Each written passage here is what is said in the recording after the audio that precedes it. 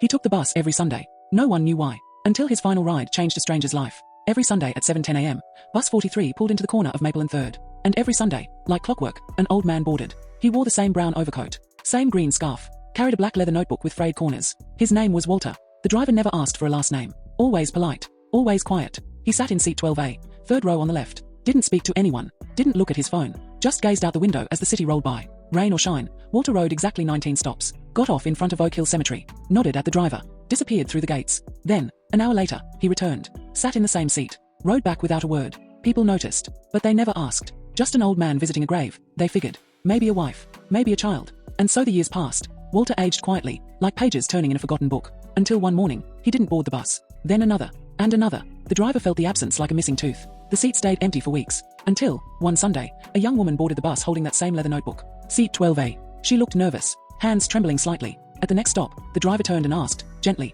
"Are you family?" She smiled, small and sad. "No, I just met him last month." And then she opened the notebook. It was filled with letters, each one addressed to the stranger sitting in my seat.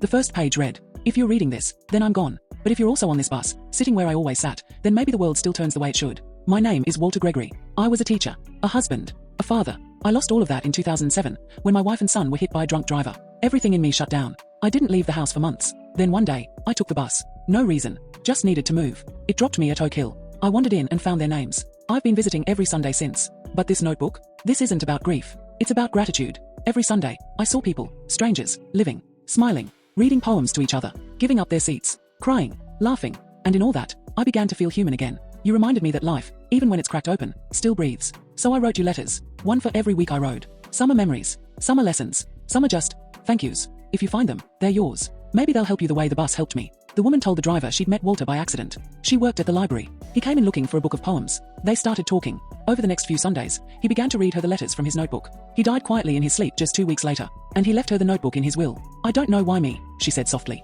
"I only knew him for a month, but I think maybe he wanted someone to keep the story going."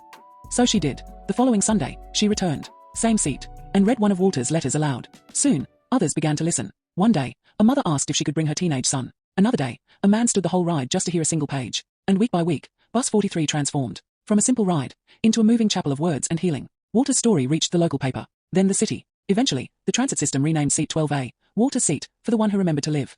They placed a small plaque beside the window. "If you're sitting here, you're not alone. Someone once rode this route to find hope again. Maybe you will too." And the notebook, it's still being filled, not just with Walter's letters, but with new ones, from people who found courage on that bus, who said goodbye to someone they loved, who forgave themselves, who remembered how to start over. Because sometimes, it takes a stranger's quiet ritual to teach us the loudest truths. That healing isn't loud, that grief isn't final, and that even the most ordinary journeys can carry us home. If this story moved you, don't forget to like, share, and subscribe for more powerful short stories that inspire, challenge, and stay with you.